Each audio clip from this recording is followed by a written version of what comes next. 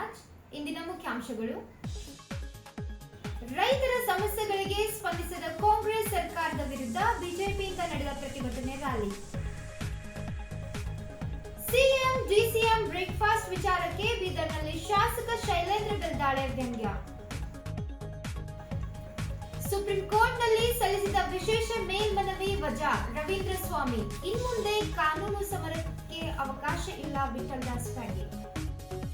ಮಹಿಳೆಯರನ್ನು ಆರ್ಥಿಕವಾಗಿ ಸದೃಢರಾಗಿ ಮಾಡಿರುವುದು ಮತ್ತು ಮುಖ್ಯವಾಹಿನಿಗೆ ತರುವುದು ಕೆಫೆಯ ಮುಖ್ಯ ಉದ್ದೇಶವಾಗಿದೆ. ಈಶ್ವರ್ ಖಂಡ್ರೆ.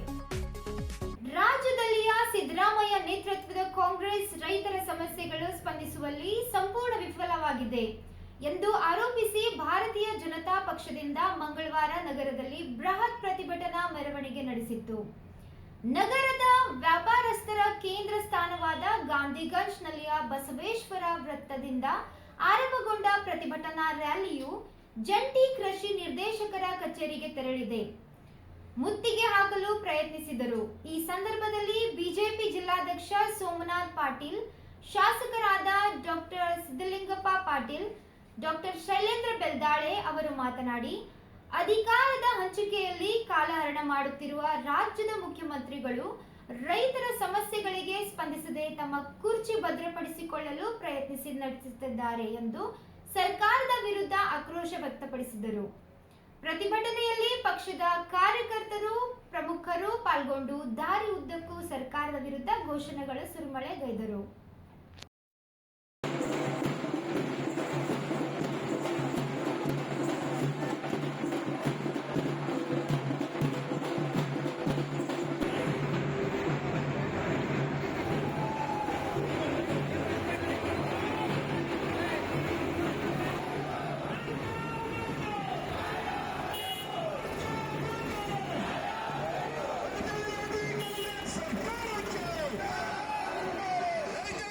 ಗಾಂಧಿಗಂಜ್ಲಿಂದ ನಮ್ಮ ಅಧ್ಯಕ್ಷರು ಎಲ್ಲ ಶಾಸಕರು ಎಲ್ಲರ ನಿದ್ದಲ್ಲಿ ನಾವು ಗಾಂಧಿಗಂಜ್ಲಿಂದ ಸುಮಾರು ಟ್ರ್ಯಾಕ್ಟರ್ ಮುಖಾಂತರ ಎಲ್ಲ ಮೋರ್ಚಾದವರು ಎಲ್ಲ ಕಾರ್ಯಕರ್ತರು ರೈತಾಪಿ ಜನರು ಪಾದಯಾತ್ರೆ ಮುಖಾಂತರ ಇಲ್ಲಿ ಸುಮಾರು 3 ಕಿಲೋಮೀಟರ್ ನಾವು ಮಾಡಿದೆವು.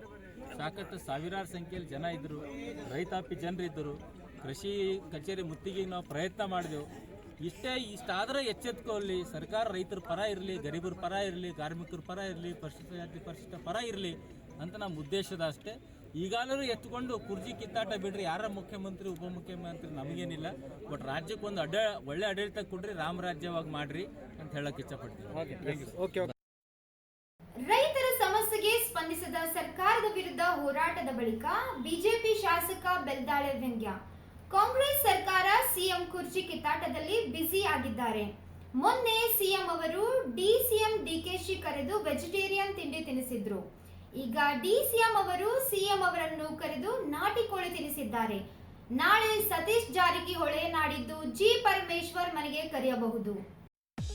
ಕಾಂಗ್ರೆಸ್ನಲ್ಲಿ ಯಾರು ಸಿಎಂ ಸ್ಥಾನದ ಆಕಾಂಕ್ಷೆ ಇದ್ದಾರೋ ಅವರು ಮನೆಯಲ್ಲಿ ತಿಂಡಿ ಮಾಡಿ ಅಂತ ರಾಗ ಸೋನಿಯಾ ಹೇಳಿರಬಹುದು. ಕಾಂಗ್ರೆಸ್ನಲ್ಲಿ 4 ಜನ ಸಿಎಂ ಸ್ಥಾನದ ಆಕಾಂಕ್ಷೆ ಇದ್ದಾರೆ. ತಿಂಡಿ ಮೇಲೆ ಸಿಎಂ ಕುರ್ಚಿ ನಿರ್ಧಾರ ಆಗುತ್ತೆ ಅನ್ಸುತ್ತೆ. ಅವರಲ್ಲೇ ಕಾಂಪಿಟೇಷನ್ ಇದೆ. ಯಾರ್ದು ತಿಂಡಿ ಚೆನ್ನಾಗಿರುತ್ತೆ ಅವರು ಸಿಎಂ ಆಗ್ತಾರೆ ಅನ್ಸುತ್ತೆ. ರಾಜ್ಯ ಸರ್ಕಾರದ ಸಿಎಂ ಸ್ಥಾನ ತಿಂಡಿ ಮೇಲೆ ನಿರ್ಧಾರ ಆಗುತ್ತೆ ಅನ್ಸುತ್ತೆ ಎಂದು ಬಿಜೆಪಿ ಶಾಸಕ ಶೈಲೇಂದ್ರ ಬೆಲ್ದಾಳೆ ಹೇಳಿದರು. ಗಾಂಧಿಗಂಜ್ಲಿಂದ ನಮ್ಮ ಅಧ್ಯಕ್ಷರು ಎಲ್ಲ ಶಾಸಕರು ಎಲ್ಲರ ನಿದ್ದಲ್ಲಿ ನಾವು ಗಾಂಧಿಗಂಜ್ಲಿಂದ ಸುಮಾರು ಟ್ರ್ಯಾಕ್ಟರ್ ಮುಖಾಂತರ ಎಲ್ಲ ಮೋರ್ಚಾದವರು ಎಲ್ಲ ಕಾರ್ಯಕರ್ತರು ರೈತಾಪಿ ಜನರು ಪಾದಯಾತ್ರೆ ಮುಖಾಂತರ ಇಲ್ಲಿ ಸುಮಾರು 3 ಕಿಲೋಮೀಟರ್ ನಾವು ಮಾಡಿದೆವು. ಸಾಕಷ್ಟು ಸಾವಿರಾರು ಸಂಖ್ಯೆಯಲ್ಲಿ ಜನ ಇದ್ದರು, ರೈತಾಪಿ ಜನರು ಇದ್ದರು. ಕೃಷಿ ಕಚೇರಿ ಮುತ್ತಿಗೆ ನಾವು ಪ್ರಯತ್ನ ಮಾಡಿದೆವು. ಇಷ್ಟಾದರೆ ಎಚ್ಚೆತ್ಕೊಳ್ಳಿ, ಸರ್ಕಾರ ರೈತರ ಪರ ಇರಲಿ, ಗರೀಬರ ಪರ ಇರಲಿ, ಕಾರ್ಮಿಕರ ಪರ ಇರಲಿ, ಪರಿಶಿಷ್ಟ ಜಾತಿ ಪರಿಶಿಷ್ಟ ಪರ ಇರಲಿ ಅಂತ ನಮ್ಮ ಉದ್ದೇಶದ ಅಷ್ಟೇ. ಈಗಾಗಲೂ ಎತ್ಕೊಂಡು ಕುರ್ಜಿ ಕಿತ್ತಾಟ ಬಿಡ್ರಿ, ಯಾರ ಮುಖ್ಯಮಂತ್ರಿ ಉಪಮುಖ್ಯಮಂತ್ರಿ ನಮಗೇನಿಲ್ಲ, ಬಟ್ ರಾಜ್ಯಕ್ಕೆ ಒಂದು ಒಳ್ಳೆ ಆಡಳಿತ ಕೊಡ್ರಿ, ರಾಮರಾಜ್ಯವಾಗಿ ಮಾಡ್ರಿ ಅಂತ ಹೇಳಕ್ ಇಷ್ಟಪಡ್ತೀವಿ. ಬೇಡ ಜಂಗಮ ಎಂದು ಪರಿಶಿಷ್ಟ ಜಾತಿ ಎಸ್ಸಿ ಪ್ರಮಾಣ ಪತ್ರ ಪಡೆದು ಕಾನೂನು ಹೋರಾಟ ನಡೆಸುತ್ತಿದ್ದ ಏಕತಾ ಫೌಂಡೇಶನ್ ಅಧ್ಯಕ್ಷ ರವೀಂದ್ರ ಸ್ವಾಮಿ ಅವರು ಸುಪ್ರೀಂ ಕೋರ್ಟ್ನಲ್ಲಿ ಸಲ್ಲಿಸಿರುವ ವಿಶೇಷ ಮೇಲ್ಮನವಿ ವಜಾಗೊಳಿಸಿದೆ ಎಂದು ಬೀದರ್ ವಿಶ್ವವಿದ್ಯಾಲಯದ ಸಿಂಡಿಕೇಟ್ ಸದಸ್ಯರಾದ ವಿಠಲ್ದಾಸ್ ಪ್ಯಾಗೆ ತಿಳಿಸಿದರು. ಮಂಗಳವಾರ ಇಲ್ಲಿಯ ಪತ್ರಿಕಾ ಭವನದಲ್ಲಿ ನಡೆಸಿದ ಸುದ್ದಿಗೋಷ್ಠಿಯಲ್ಲಿ ಮಾತನಾಡಿದ ಅವರು, ರವೀಂದ್ರ ಸ್ವಾಮಿ ವೀರಶೈವ ಲಿಂಗಾಯತ ಜಂಗಮರಾಗಿದ್ದು ಎಸ್ಸಿ ಪ್ರಮಾಣ ಪತ್ರ ಪಡೆಯಲು ಅನರ್ಹರಾಗಿದ್ದಾರೆ ಎಂದು ಹೈಕೋರ್ಟ್ ನೀಡಿದ ತೀರ್ಪನ್ನು ಸುಪ್ರೀಂ ಕೋರ್ಟ್ ಎತ್ತಿ ಹಿಡಿದಿದೆ ಎಂದು ತಿಳಿಸಿದರು. ಮಂಗಳವಾರ ಇಲ್ಲಿಯ ಪತ್ರಿಕಾ ಭವನದಲ್ಲಿ ನಡೆಸಿದ ಸುದ್ದಿಗೋಷ್ಠಿಯಲ್ಲಿ ಮಾತನಾಡಿದ ಅವರು, ಕರ್ನಾಟಕ ದಲಿತ ಸಂಘರ್ಷ ಸಮಿತಿ ರಾಜ್ಯ ಸಂಘಟನಾ ಸಂಚಾಲಕ ಮಾರುತಿ ಬೌದ್ಧೆ ಮಾತನಾಡಿ, ಕಳೆದ 7-8 ವರ್ಷಗಳಿಂದ ರವೀಂದ್ರ ಸ್ವಾಮಿ ಅವರು ಜಂಗಮ ಎಸ್ಸಿ ಪ್ರಮಾಣ ಪತ್ರದ ವಿವಾದಿತ ಚರ್ಚೆಗೆ ಸುಪ್ರೀಂ ಕೋರ್ಟ್ ಅಂತ್ಯ ಹಾಡಿದೆ ಎಂದರು.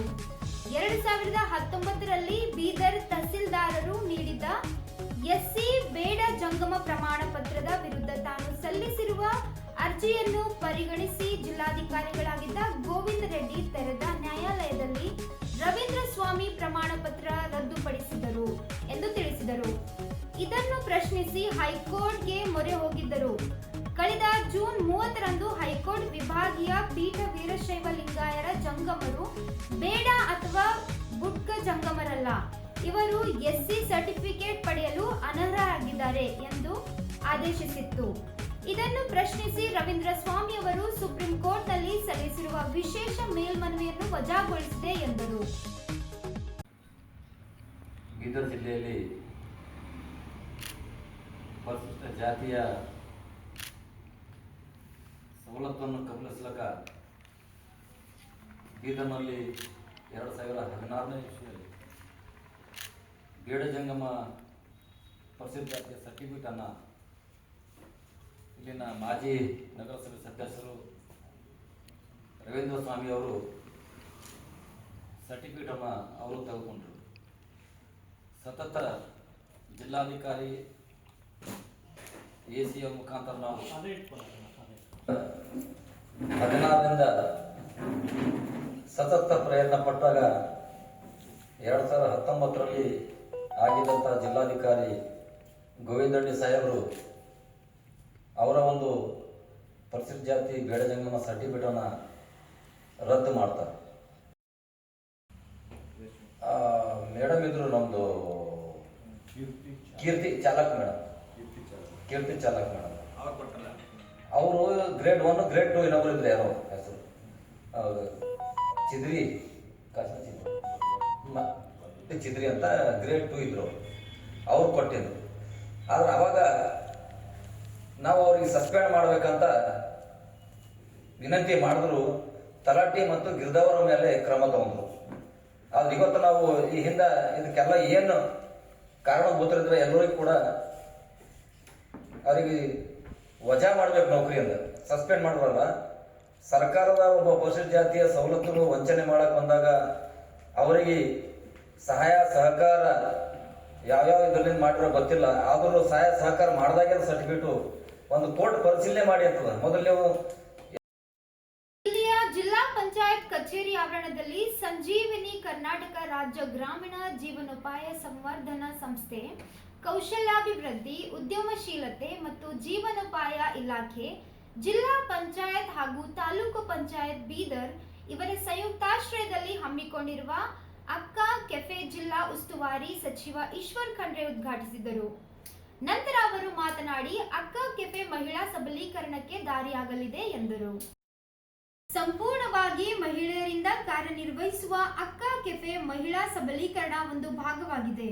12 ಲಕ್ಷ ಸರ್ಕಾರದ ನೆರವು ಹಾಗೂ ಕೆಫೆ ನಡೆಸಿಕೊಂಡು ಹೋಗಲು ಮಹಿಳಾ ಸ್ವಸಹಾಯ ಸಂಘಗಳ ಬಂಡವಾಳ ಹಾಕಿ ಕೆಫೆ ನಡೆಸಿಕೊಂಡು ಹೋಗುವುದು, ಮಹಿಳೆಯರನ್ನು ಆರ್ಥಿಕವಾಗಿ ಸದೃಢರಾಗಿ ಮಾಡುವುದು ಮತ್ತು ಮುಖ್ಯ ವಾಹಿನಿಗೆ ತರುವುದು ಈ ಕೆಫೆಯ ಮುಖ್ಯ ಉದ್ದೇಶವಾಗಿದೆ.